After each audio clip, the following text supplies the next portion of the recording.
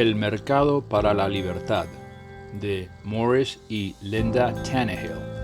Traducción y narración por Jorge Truco. Edición El Blog del Tucu. Parte 2. Una sociedad de laissez-faire.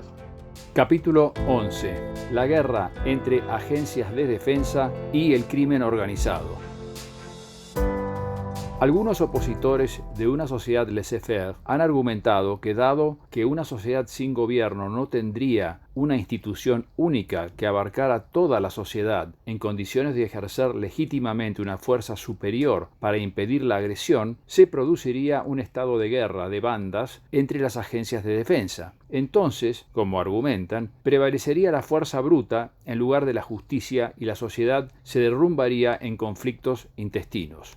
Este argumento presupone que los empresarios de servicios de defensa privada encontrarían que, para lograr sus fines, operaría en su beneficio, al menos en algunas circunstancias, usar medios coercitivos en lugar de los mercados. Existe aún otro supuesto no expresado, según el cual los funcionarios gubernamentales no solo evitarían la coerción, sino que se abstendrían constantemente de iniciar la fuerza, o que la fuerza que iniciaran sería de algún modo preferible al caos que, se teme, resultaría de un mercado no controlado. El segundo de estos supuestos es obviamente infundado, ya que, como se demuestra en el capítulo 4, el gobierno es un monopolio coercitivo que debe iniciar la fuerza con el fin de sobrevivir, y que no puede ser mantenido limitado. Pero, ¿qué ocurre con el primer supuesto? ¿Podría un sistema de libre mercado para la protección de valores conducir a una guerra de bandas entre las compañías de defensa en competencia? El argumento de la guerra de bandas se ha planteado en relación a las teorías que abogan por un sistema de gobiernos en competencia. Cuando se aplica a cualquier tipo de gobiernos, el argumento es válido. Un gobierno, al ser un monopolio coercitivo, está siempre en la posición de iniciar la fuerza por el hecho mismo de su existencia, por lo que no es sorprendente que los conflictos entre gobiernos con frecuencia adopten la forma de guerras. Dado que un gobierno es un monopolio coercitivo, la noción de que más de un gobierno ocupe la misma área al mismo tiempo es ridícula. En cambio, una sociedad de laissez-faire no implicaría gobierno, sino empresas privadas que operarían en un mercado libre. Toda acción tiene consecuencias específicas. La naturaleza de dichas consecuencias está determinada por la naturaleza de la acción y por el contexto en que tiene lugar. ¿Cuáles serían las consecuencias para una compañía de defensa de libre mercado que cometiera un acto de agresión en una sociedad de laissez-faire? Supongamos, por ejemplo, que la compañía de defensa Máxima Confianza, actuando en nombre de un cliente al que le han robado la billetera, envía a sus agentes a que irrumpan en todas las casas del barrio del cliente y las registren. Supongamos además que los agentes matan de un disparo al primer hombre que opone resistencia, tomando dicha resistencia como prueba de culpabilidad. La consecuencia más inmediata de la agresión es que la compañía de defensa logra su objetivo o no, en este caso la devolución de la billetera junto con los daños, dependiendo de las circunstancias y la cantidad de fuerza opositora con la que se encuentre. Pero esta es solo la primera de varias consecuencias importantes que surgen directamente de la agresión. La acción de Máxima Confianza no solo ha puesto a esta compañía en la precaria posición de ser blanco de la fuerza de represalia, sino que también la ha hecho objeto de un severo ostracismo comercial. Todas las empresas e individuos honestos y productivos se apartarían inmediatamente de Máxima Confianza por temor a que cualquier desacuerdo que pueda surgir con dicha compañía en asuntos de negocios provoque que su fuerza agresiva se vuelva contra ellos. Además, se darían cuenta que, aun si logran mantenerse en buenos términos con Máxima Confianza, están en peligro de convertirse en bajas accidentales cuando la fuerza de represalia es ejercida por alguna indignada víctima de las agresiones de Máxima Confianza. Sin embargo, hay aún una razón más poderosa que persuadiría a los clientes y asociados comerciales de Máxima Confianza de romper rápidamente toda relación con ella. En una sociedad de laissez-faire, Como se ha señalado, una buena reputación es el activo más valioso que cualquier empresa o individuo puede tener. En una sociedad libre, a un hombre de mala reputación le costaría mucho conseguir clientes, asociados comerciales, crédito o seguros a tasas que pudieran afrontar. Sabiendo esto, nadie desearía arriesgar su reputación personal o la reputación comercial de su empresa por tener tratos con un conocido agresor. Las compañías de seguros, que son un sector muy importante en cualquier economía totalmente libre, tendrían especial interés en desvincularse de cualquier agresor y en usar además su gran influencia comercial contra él. La violencia agresiva causa pérdida de valor y la industria de seguros soportaría el mayor costo en la mayoría de dichas pérdidas. Un agresor desenfrenado es un riesgo ambulante y ninguna compañía de seguros, por más alejada que esté de su agresión original, desearía correr el riesgo de que pueda agredir a alguno de sus clientes. Además, los agresores y quienes se asocian con ellos son más propensos a verse involucrados en situaciones de violencia y por lo tanto constituyen riesgos altos para las aseguradoras. Una compañía de seguros probablemente se niegue a cubrir a personas semejantes por el deseo previsor de minimizar las pérdidas futuras que sus agresiones pudieran causar. Aun si la empresa no estuviera motivada por esa previsión, se vería obligada a elevar drásticamente sus primas o a cancelar totalmente su cobertura a fin de evitar cargar con el riesgo adicional que implica su inclinación a la violencia. En una economía competitiva, ninguna compañía de seguros podría permitirse continuar cubriendo a agresores y a quienes tienen tratos con ellos y simplemente pasarles los costos a sus clientes honestos. Muy pronto estos últimos se irían a otras compañías más confiables que les cobraran menos por su cobertura. ¿Qué significaría la pérdida de una cobertura de seguros en una economía libre?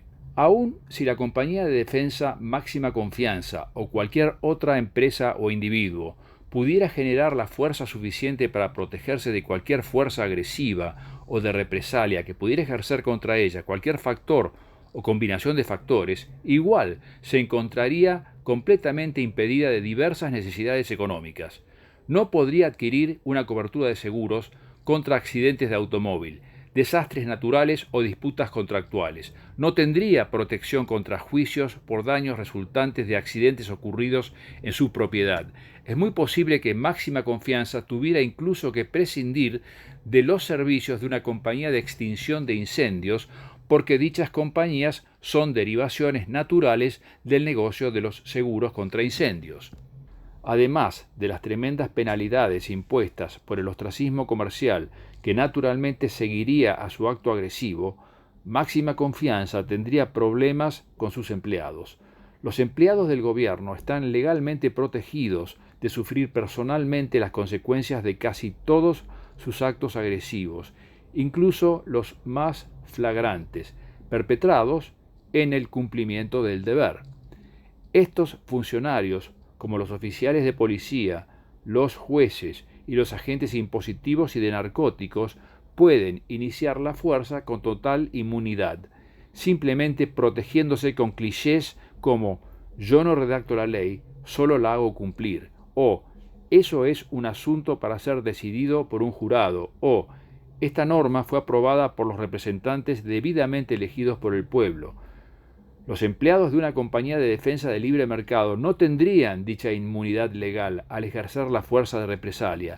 Tendrían que asumir la responsabilidad de sus propias acciones. Si el agente de un servicio de defensa ejecutara una orden que implicara la iniciación intencional de la fuerza, tanto él como el empresario o gerente que le hubiese dado la orden, así como todos los otros empleados que se viesen involucrados con conocimiento, serían responsables de todos los daños causados.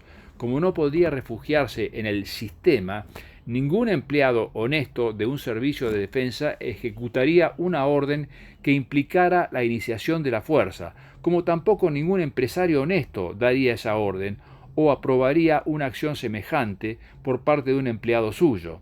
Por lo tanto, si Máxima Confianza consiguiera mantener aún algunos empleados o contratar otros nuevos para reemplazar a los que se hubiesen ido, tendría que conformarse con personas que fuesen terriblemente estúpidas o estuvieran lo suficientemente desesperadas como para creer que no tendrían nada que perder al estar asociadas con la agresión. En otras palabras, serían tontos o matones.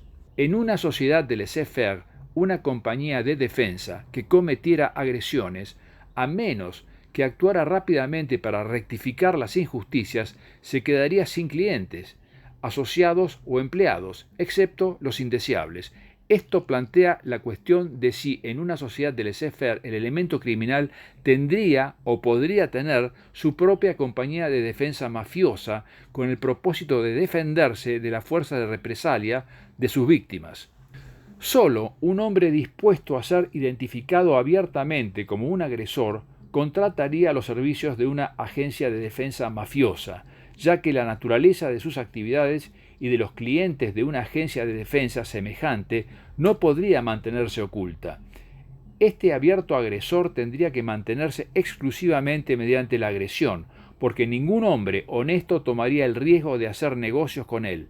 Además, tendría que estar financieramente muy bien, porque el costo de proteger a un hombre permanentemente involucrado en actos de violencia sería extremadamente alto. Por consiguiente, es razonable concluir que los únicos clientes de esa compañía de defensa mafiosa serían grandes agresores, descarados y altamente exitosos, dado que difícilmente un agresor podría esperar obtener tal cantidad de dinero por sí mismo.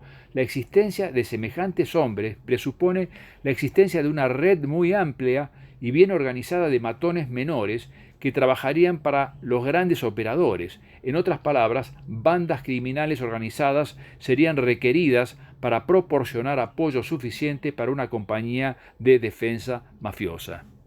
Aunque semejante banda criminal organizada puede entrar en muchos campos, el crimen organizado tiene su soporte básico en las actividades del mercado negro.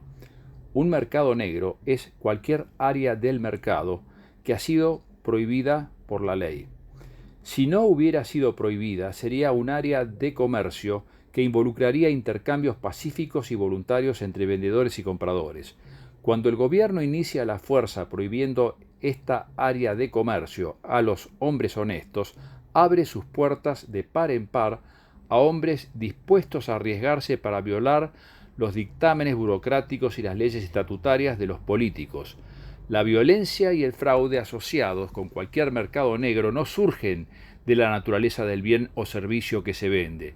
Son el resultado directo del hecho que a los empresarios se les ha prohibido legalmente comerciar en esta área del mercado, dejándole el campo libre a sujetos que se atreven a hacer caso omiso de las prohibiciones y que están dispuestos a recurrir a la violencia con el fin de hacer negocios sin ser descubiertos.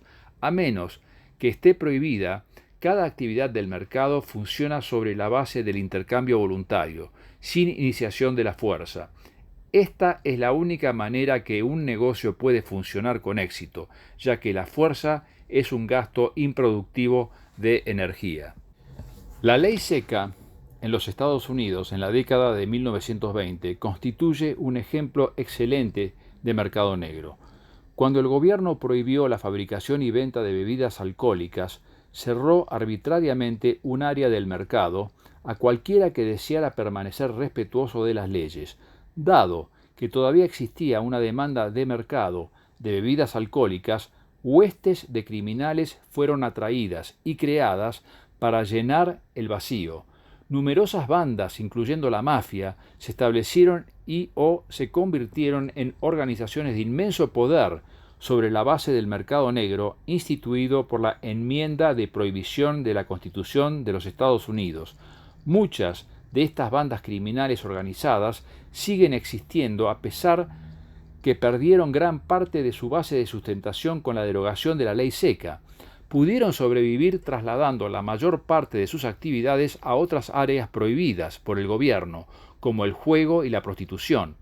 Es interesante notar que las dos organizaciones que lucharon con más denuedo contra la derogación de la ley seca fueron la Unión de Temperancia Cristiana de Mujeres y la mafia. Hay una razón de peso por la cual el crimen organizado debe basar su apoyo en las actividades del mercado negro. La riqueza no existe en la naturaleza, sino que debe ser creada. El único medio de creación de riqueza es la producción de valor y el intercambio libre, la fabricación y comercialización de algún bien o servicio que sea deseado. Uno puede obtener riqueza directamente mediante el trabajo productivo, o la puede obtener de forma indirecta saqueando a un productor, pero la riqueza debe ser creada por la producción en primer lugar para absolutamente existir. El saqueador es un parásito que nunca va a crear su propia riqueza y su consecuente poder, sino que depende de algún productor que se la proporcione. Esto significa que a la larga el saqueo no puede ser un negocio rentable, en la medida en que los productores no estén desarmados por alguna falsa ideología como el pacifismo o que se les prohíba legalmente actuar en su propia defensa. Los productores son los que detentan la fuente de la riqueza y el poder. En cualquier contienda de largo alcance entre saqueadores y productores no desarmados, el peso de la riqueza y el poder debe estar del lado de los productores. Esta es la razón por la que una banda de matones organizada no puede sostener su gran tamaño y su estructura relativamente compleja mediante actos de agresión solamente. Inevitablemente el riesgo termina pesando más que el beneficio. Esto sería particularmente cierto en una sociedad en la que la protección de valor fuera un servicio que se vende en un mercado libre y competitivo. Esa banda solo podría mantenerse obteniendo su riqueza en forma directa a través de la producción y el comercio en algún mercado negro. De ese modo, el crimen organizado depende para su existencia de mercados negros, que son el resultado de las prohibiciones del gobierno. Sin estos mercados negros causados por el gobierno, los criminales tendrían que operar individualmente o en pequeños grupos porque carecerían de un área de producción y comercio que proporcionara apoyo a organizaciones grandes y complejas. Por lo tanto, resulta claro que en una sociedad de laissez-faire, el elemento criminal no tendría ninguna posibilidad de sostener una compañía de defensa mafiosa. También vale la pena señalar que gran parte del éxito del crimen organizado en nuestra actual sociedad se debe a las alianzas entre los jefes del crimen y los funcionarios del gobierno en casi todos los niveles. De los $50 de coima al policía local hasta los $10.000 de contribución al fondo de campaña de un senador, el crimen organizado se protege a sí mismo regularmente, comprando su protección contra cualquier oposición del gobierno. En una sociedad de laissez-faire, los agresores no solo estarían dispersos, débiles y desorganizados, sino que también encontrarían prácticamente imposible sobornar a las agencias de protección y arbitraje del libre mercado. Los clientes de una compañía de defensa dejarían de serlo si se enteraran que algunos de sus empleados han aceptado sobornos de agresores. Son libres de hacer lo que los ciudadanos nunca pueden, encontrar alguna otra agencia que los proteja. Una agencia de libre mercado, a diferencia de un gobierno, no podría permitirse tener conexiones con el bajo mundo, ni siquiera con el pequeño e insignificante bajo mundo de una sociedad libre. En cuanto los medios de comunicación revelaran sus negocios turbios, sus clientes la abandonarían y los agresores no podrían mantenerla en el negocio, por la sencilla razón que el elemento criminal en una sociedad de laissez-faire sería demasiado escaso y débil como para sostener una compañía de defensa mafiosa. Pero aunque en una sociedad de mercado libre no pudiera existir una agencia de defensa mafiosa, ¿no sería posible para una agencia respetable alcanzar una posición de monopolio y comenzar a ejercer sus poderes de manera tiránica? Por supuesto que existe la posibilidad que cualquier estructura social pueda ser subvertida. Todo lo que algunos hombres se esfuerzan por construir, otros pueden encontrar un modo de destruirlo. ¿Qué obstáculos debería superar un aspirante a tirano o un grupo de tiranos para lograr el control de una sociedad libre? Primero debería obtener el control de la agencia de defensa que intenta utilizar. Esta debería controlar un fuerte ejército o tener los medios para formar uno. Aun si hubiera heredado el negocio íntegramente, no lo controlaría de la misma manera en que un gobierno controla a sus burócratas y a sus ejércitos, porque no podría garantizar a sus empleados inmunidad contra las fuerzas de represalia si cometieran actos coercitivos por él. Tampoco podría retener a sus empleados, como lo hace el gobierno con los soldados conscriptos, si éstos cuestionaran sus órdenes o temieran ejecutarlas. No obstante, si este aspirante a tirano fuera lo bastante inteligente y sutil como para ganarse la lealtad de sus empleados o evitar que se diesen cuenta de sus pretensiones, aún no habría hecho más que dar comienzo a su tarea. Para adquirir el poder suficiente como para realizar sus proyectos, tendría que alcanzar un estatus de monopolio o de cuasimonopolio. Solo podría hacerlo convirtiéndose en el empresario más eficiente y excelente en su campo. Esta excelencia debería continuar, incluso después que hubiese logrado el estatus monopólico, para evitar que otras grandes empresas diversificaran su campo para aprovechar los beneficios de márgenes de ganancia más altos. Esto significa que nuestro aspirante a tirano no podría cobrar precios elevados a sus clientes para amasar una fortuna que le permitiera comprar armas y contratar soldados para favorecer sus proyectos de conquista. En realidad, los clientes del aspirante a tirano probablemente serían un obstáculo mayor que sus empleados para sus ambiciones. No podría cobrarles impuestos como lo hace un gobierno, por lo menos hasta que alcanzara la etapa de pleno poder. Tampoco podría en absoluto obligarlos a comprar sus servicios y a mantener a su empresa. Una relación de mercado es una relación libre. Si al cliente no le gusta el servicio que le presta una compañía o no está de acuerdo con sus objetivos, puede hacer sus negocios en otra parte o instalar su propia compañía competitiva o prescindir del servicio y arreglárselas por su cuenta. Además, los clientes no están imbuidos del espíritu de fervor patriótico y obediencia que caracteriza a los ciudadanos. Por lo tanto, es mucho más difícil de atraerlos a que se embarquen en ridículos esfuerzos colectivistas como la unidad nacional. Los hombres libres no tienen la costumbre de saltar como tontos o como ovejas para defender la bandera o sacrificarse por la causa. En estos aspectos de importancia vital, el mercado libre difiere completa y fundamentalmente de un sistema de gobierno de la clase que fuere. El aspirante a tirano debería tratar de preparar sus fuerzas en absoluto secreto hasta que estuviera listo para dar el golpe. Aún así, descubriría que esto estaría lejos de ser fácil. Imaginemos lo que significaría reunir el dinero en efectivo para comprar armas, tanques, aviones, barcos, misiles y toda la parafernalia de la guerra moderna. Imaginemos lo que sería encontrar todas estas cosas, hacer los arreglos necesarios para comprarlas o hacerlas fabricar. Imaginemos lo que significaría encontrar y equipar una gran fuerza de soldados y entrenarlos durante meses. Después, imaginemos cómo se podría hacer todo esto en el más absoluto secreto, mientras los alertados medios de comunicación estarían constantemente husmeando en busca de una gran historia. Si usted puede imaginar todo esto, hay que reconocer que su capacidad de fantasear es, por cierto, notable. El temor a un tirano es algo muy real y, a la luz de lo que nos muestra la historia, está muy justificado.